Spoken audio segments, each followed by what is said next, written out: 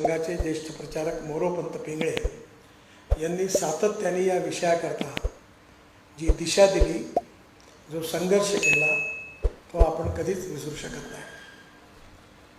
ज्यावेळी अयोध्येच्या राम मंदिराकरता अडवाणींची रथयात्रा काढण्याचं निश्चित झालं, त्यावेळी स्वाभाविकपणे अनेकांनी ही काढावी नाही काढावी, करावं नाही करावं अशा प्रकारचे विचारामध्ये अनेक दिशा असताना मोरोपंतांनी सांगितलं की नाही, आपण या संघर्षात ही अडवाणींची यात्रा काढायचा निर्णय घेतला.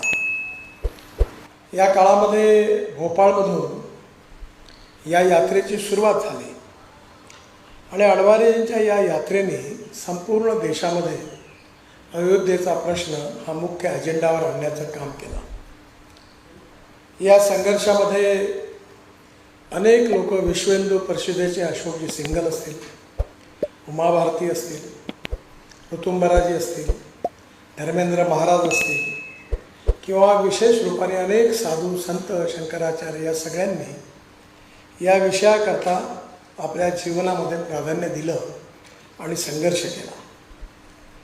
कारसेवक ज्यावेळी अयोध्येमध्ये पोहोचले आणि ज्यावेळी बाबरी मस्जिदीच्या त्या ठिकाणी जी घटना घडली त्याचा इतिहासही आपल्यापैकी अनेक लोक होते. हा सगळा इतिहास केवळ एका मंदिराचा नव्हता. हा सगळा अट्टहास केवळ एका मंदिर निर्माणाकरता केवळ नव्हता. हा अट्टहास भारताची अस्मिता, भारताचा इतिहास आणि भारतीय संस्कृती आणि विरासत याला पुन्हा एकदा मान, सन्मान आणि प्रतिष्ठा मिळावी या आग्रहाकरता होता.